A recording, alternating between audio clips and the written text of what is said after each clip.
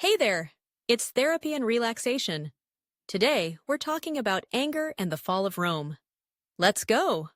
The story of Rome's decline is one etched in the annals of history not only as an epic tale of battles, politics, and shifting power, but also as a cautionary chronicle of emotions unleashed and harnessed, for better or for worse. At the heart of the Roman Republic's transformation into the autocratic empire and its eventual collapse lay a tumultuous undercurrent of anger. This is an exploration of how rage, resentment, and the manipulation of emotion fueled the dramatic fall of one of history's greatest civilizations, a powerful legacy with sobering relevance for our own times. The last centuries of the Roman Republic are infamous for their violence and instability. Across this chaotic stretch, politicians, generals, and even ordinary citizens were swept up in the tide of anger and mistrust. Historians such as Tacitus and Cassius Dio meticulously recorded the drama and bloodshed of these times, illuminating how unchecked emotion eroded the very foundations of Roman governance. To understand the magnitude of this transformation, consider the chilling events of the Ides of March in 44 BCE.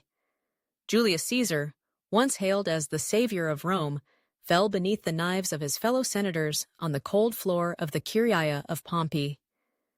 The conspirators claimed they acted to preserve the Republic from tyranny, but their plot unleashed a storm.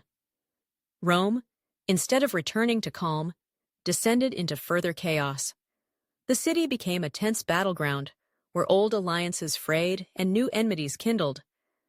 Octavian, Caesar's adopted heir, clashed with Mark Antony, his former ally, in a brutal civil war that would decide Rome's fate.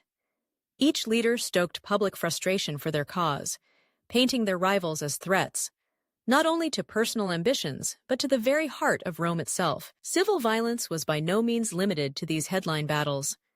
Throughout the late Republic, and continuing through the Empire, uprisings became almost routine, protests erupting over conscription, heavy taxes, and food shortages. The anger of the masses, often sharpened by rumors or agitators, swept through the streets in fire and blood, dissolving the bonds of civil society. Such unrest was not merely a backdrop for history's grander events. It was a driving force, accelerating the Republic's self-destruction and contributing to the cycle of political retribution. What then were the seeds of this pervasive discontent? Beneath the grandeur of Rome's architecture and the pageantry of its victories, deep fissures were forming in society. As Rome's conquests expanded, so did the disparities between rich and poor.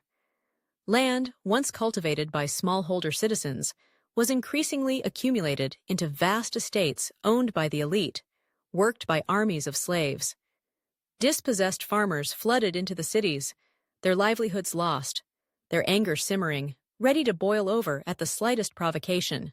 Taxation grew ever more burdensome, especially as wars dragged on and new territories required garrisons and administration.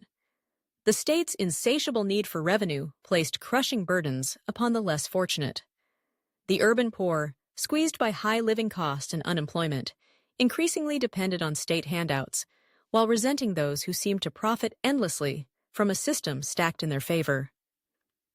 The wealthy, on the other hand, erected higher walls around their privileges, deepening the sense of alienation.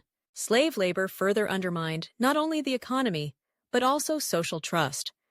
With entire industries operated by those who had no rights, no stake in society, and little hope for freedom, Rome became a city haunted by the specter of rebellion. And with good reason.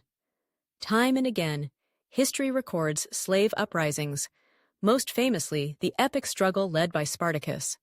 Each was put down with devastating force, but the underlying rage never vanished. It joined the broader malaise infecting the nation, a palpable tension that ate away at Rome from within. Throughout these challenges, anger played a decisive role in shaping action and reaction alike. Human beings are seldom at their best when gripped by rage. Decisions made in fury are impulsive, often short-sighted, and frequently destructive. The leaders of Rome were no exception. Political rivals hurled accusations and fomented outrage to discredit each other. frequently launching policies born less of careful planning and more of a desperate need to appease or mobilize an outraged public. Canny politicians soon realized that anger could be harnessed for their own purposes. They channeled the frustrations of the masses, offering scapegoats and easy enemies, real or imagined. When Gaius Gracchus proposed reforms to aid the poor, the senatorial elite stoked fears that he sought to upend Rome's sacred traditions, leading to his violent death at the hands of a mob. A generation later, populists and demagogues, from Catiline to Clodius Pulcher, would weaponize public anger as both shield and sword, rallying mobs to their side, threatening the city's stability in pursuit of personal power. This pattern of manipulation and division echoes across the ages, into our own era of digital communication and instant outrage. The role of anger in shaping history is not confined to the marble columns of ancient Rome. Today, we see how social media and partisan rhetoric can inflame resentments, erode trust in institutions, and divide communities, not unlike the street orators and agitators of antiquity. As Rome transitioned from republic to empire, the internal tensions never truly vanished. Absolutist rule might enforce a facade of unity, but beneath the surface, anger festered. The empire's expansion itself became a double-edged sword. New peoples were asked to submit to Roman rule, pay Roman taxes, and serve Roman interests, while local grievances went ignored, exacerbating resentment within the provinces. Even senators and Roman citizens found themselves at odds, their voices drowned out by imperial edict or military intervention. The ultimate unraveling of the empire was as much a product of these internal fractures as of external pressure. In the centuries following the Golden Age of Augustus, Rome faced an increasingly turbulent world. Barbarian invasions struck at the empire's poorly defended frontiers, but Rome's true vulnerability lay within. Infighting among generals, competing claims to the throne, and rising religious fanaticism all drained resources and shattered unity. Rival generals would lead their armies against each other in brutal bids for the purple, while court intrigues bled the treasury dry. Religious dissent, particularly as Christianity gained foothold, fostered suspicion and confusion. Emperors sometimes cast Christians as scapegoats, blaming them for disasters and encouraging public outrage against a minority.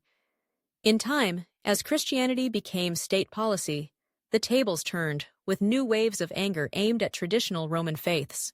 The inability to foster trust and cooperation, rooted in long-standing habits of suspicion, resentment, and rage, left Rome unable to mount a unified defense against its many foes. Army loyalties fractured, cities betrayed one another, and citizens came to view their rulers as oppressors rather than protectors. The bonds that had once held the sprawling empire together snapped, one by one. By the 5th century, as the Western Empire crumbled, it was not only barbarian swords, but also internal weaknesses that hastened Rome's demise. What then can be learned from Rome's long and painful collapse? The lesson is not merely one of ancient intrigue and grandeur lost to time, but a timeless warning about the corrosive power of anger in society.